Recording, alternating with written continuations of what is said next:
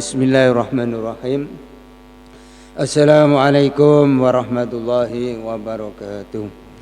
Alhamdulillahilladzi hadana li hada wa ma kunna linahtadiya laula an hadana Allah laqad ja'at rasulu rabbina bil haqq wa nudu an tilkum jannati uristumuha bima kuntum ta'malun.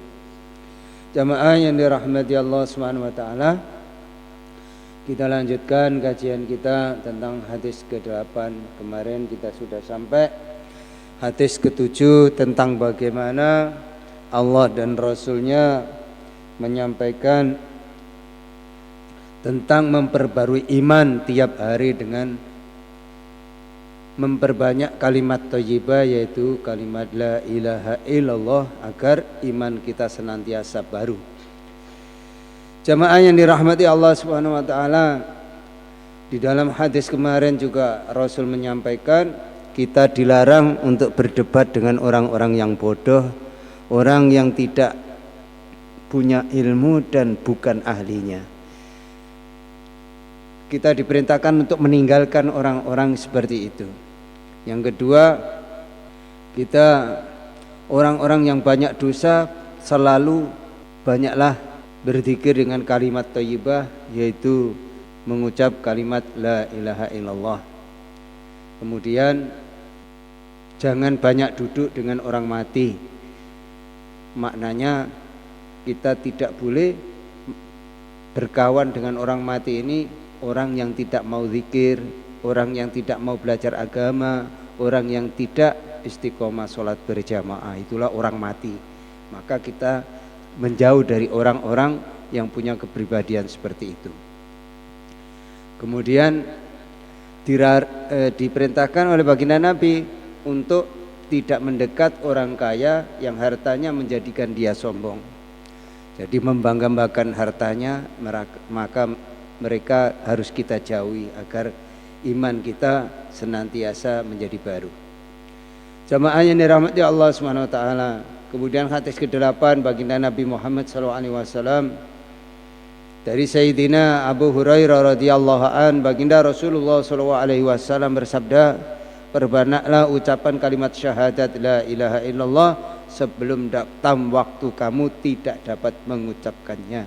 Jadi sebelum kita ini pindah ke akhirat, maka kita ini memperbanyak kalimat la ilaha illallah. Hadis riwayat Abu Ya'la, kitab At-Taghrib. Keterangan, jika mau tiba maka tidak ada waktu lagi untuk beramal. Jadi kalau kita ini sudah pindah ke akhirat, walaupun diberi keistimewaan bisa sholat, bisa zikir, tapi tidak ada pahalanya.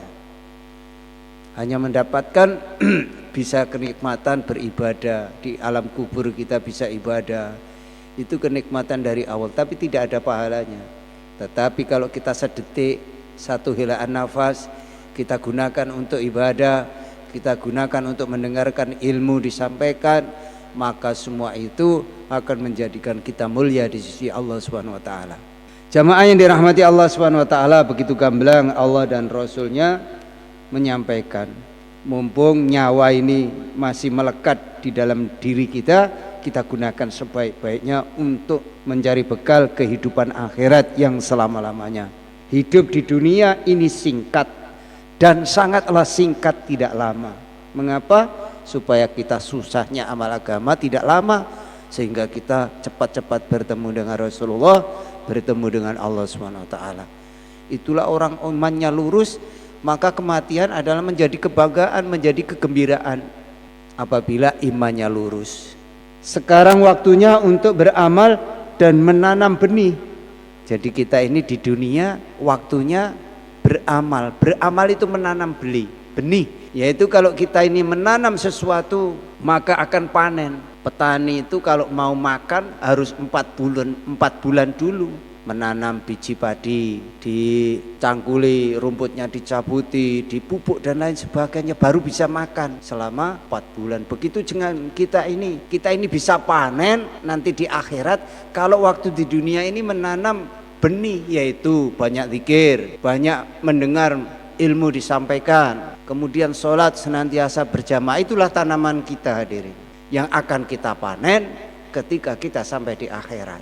Maka dengan adanya penjelasan ini, maka kita harus senantiasa, mumpung diberi kehidupan ini, kita gunakan untuk mendengarkan ilmu bersama-sama, belajar bersama-sama apa yang disampaikan oleh baginda Nabi Muhammad SAW, agar iman kita lurus, agar hidup kita yang singkat ini menjadi hidup yang berkah. Jadi kita ini diberi waktu menanam benih. Benih apa? Benih amal. Kehidupan setelah mati adalah kehidupan yang sangat panjang. Dan setelah mati bukan terus selesai, bukan. Panjang perjalanan menuju akhirat yang bermiliar-miliar tahun perjalanan.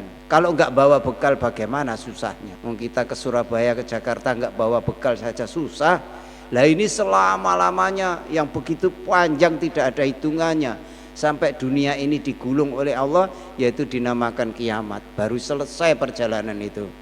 Maka supaya kita tidak mengalami perjalanan yang susah, kita gunakan untuk belajar agama sama-sama, kita zikir sama-sama, kita sholat berjamaah, kita punya harta kita infakkan sedikit untuk kegiatan kemakmuran masjid. Itulah orang-orang yang tidak akan susah selamanya. Di sanalah kita akan memperoleh apa yang kita tanam di dunia.